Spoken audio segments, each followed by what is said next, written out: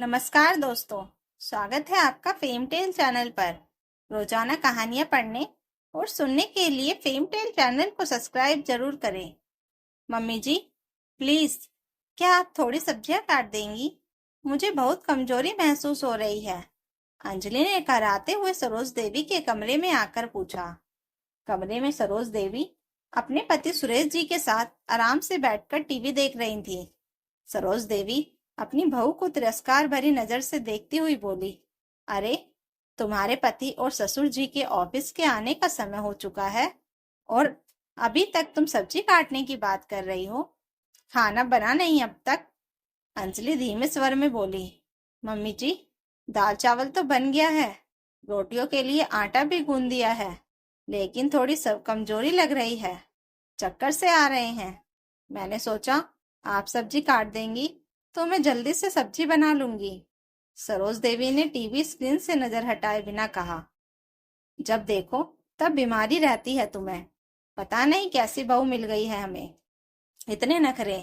अब मैं सब्जी काटूंगी और तुम बनाओगी। इतना सा भी काम नहीं होता क्या तुमसे? जाकर जल्दी से सब्जी बनाओ। मेरा फेवरेट सीरियल आ रहा है। मैं अपने टीवी के सामने से हिल भी नहीं सकती। सास की बात सुनकर अंजलि बहुत निराश हो गई और चुपचाप अपने कमरे में लौट आई। सुबह से ही उसे बुखार था, लेकिन दवाई खाकर वह किसी तरह घर का काम निपटा रही थी। अब जब वह थोड़ी मदद मांगने गई तो भी ताने ही सुनने को मिले। वैसे भी वह कभी किसी से काम में मदद नहीं मांगती थी, लेकिन आज उसकी तबीयत बहुत खराब थी। फिर भी उसने किसी तरह बैगन का भरता बनाया और थककर अपने कमरे में जाकर लेट गई। दोपहर में जब सुरेश जी और कार्तिक घर लौटे तो सरोज देवी झटपट उठकर बाहर आई और सबको खाना परोस दिया। कार्तिक को लगा कि उसकी माँ ने अंजलि की तबीयत को देखकर उसकी मदद की होगी। यह देखकर वह अपनी माँ के प्रति और भी सम्मान से भर गया। लेकिन हकीकत सिर्फ अंजलि जानती थी कि किस तरह बुखार में तपते हुए उसने खुद खाना बनाया। सब लोग खाना खाकर चले गए तो सरोज देवी अंजलि पर झल्लाती हुई बोली, एक तो तुम काम करके एहसान जताती हो और ऊपर से खाना भी ढंग का नहीं बनाती। कम से कम आज ढंग की सब्जी बनाती। बैगन का भरता बनाकर रख दिया। रात को बढ़िया सब्जी बनाना, समझी?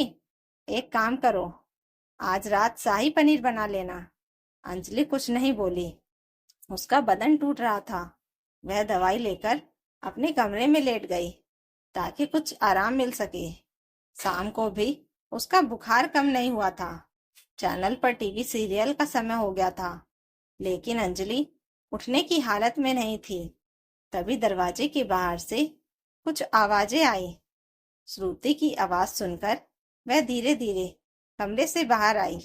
श्रुति की शादी उसी शहर में हुई थी और वह एक प्राइवेट कंपनी में काम करती थी। उसका मायका ऑफिस के रास्ते में पड़ता था, तो जब मन करता वह अपनी माँ से मिलने चली आती थी। अंजलि और श्रुति के संबंध अच्छे थे, इसलिए श्रुति को देखकर अंजलि को बहुत अच्छा लगा। श्रुति ने उसे देखा और फौरन बोली, क्यों भाभी, आपकी तबीयत तो ठीक है ना? अंजलि ने फीकी मुस्कान के साथ कहा, नहीं, थोड़ा बुखार है। श्रुति चिंतित होकर बोली, तो फिर डॉक्टर को दिखा लीजिए ना। तभी सरोज देवी बीच में बोल पड़ी, अरे, ऐसे ही ठीक हो जाएगी, इसका तो रोज कुछ ना कुछ लगा ही रहता है।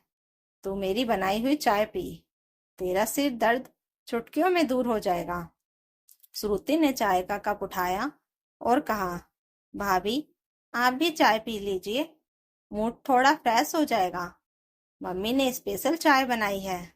अंजलि भी चुपचाप उनके पास बैठ गई और चाय पीने लगी। चाय पीकर उसका मूड कुछ हल्का हुआ। वह बालकनी में सूखे कपड़े उतारने चली गई।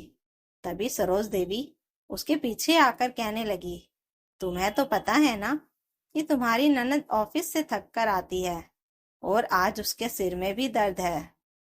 अब वो अपने घर जाकर खाना कहाँ बना पाएगी? एक काम करो, उसके ससुराल के लिए खाना बना दो। पैक करके भेज दूंगी। वैसे भी वह रोज तो आती नहीं है, इतना तो तुम कर ही सकती हो। अंजलि हैरान रह गई, बोली, मम्मी जी, मुझे भी बुखार है, मैं कैसे सबके लिए खाना बना पाऊंगी। मैं तो सोच रही थी कि खिचड़ी बना लूं। सरोज देवी का चेहरा गुस्से से तमतमा गया। बोली, मैंने कहा था ना सुबह की आज रात को शाही पनीर बनाना, और अब बहाने बना रही हो।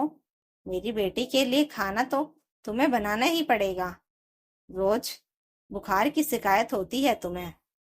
अंजलि रूंधे गले से बोली, मम्मी जी, दीदी को सिर्फ सिर दर्द है और आप इतनी परवाह कर रही हैं, यह तो बहुत अच्छी बात है।